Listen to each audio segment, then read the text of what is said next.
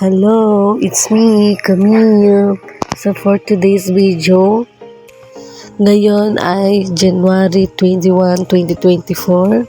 Isa-celebrate natin ang piyesta ng Santo Niño.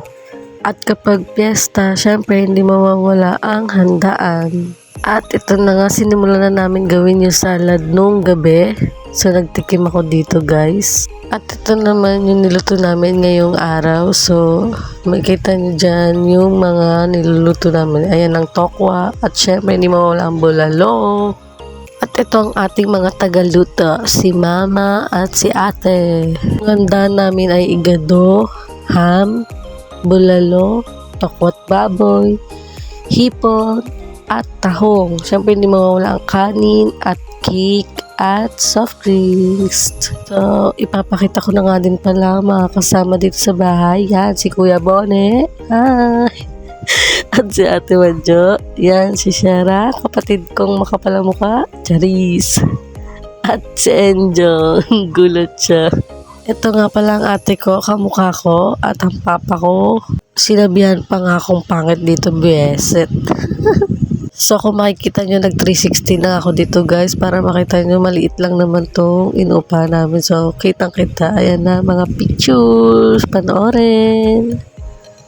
At ang mga friends ni mama since day 1. At syempre hindi mawawala ang inuman together with my tito and kuya.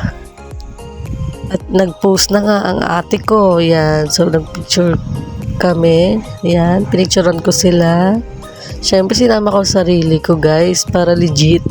Pagkatapos nga kumain ay naisipan namin ni Sander na pumunta sa SM. At ang nagbibideo dyan ay yung kapatid kong si Shara. Wala kaming gagawing iba dyan kundi maglaro lang sa Worlds of Fun. So yan na nga. Nagsimula na nga maglaro ang batang ito.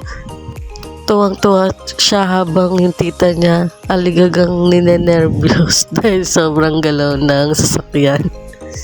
Sumunod naman ay dito sa peso coin.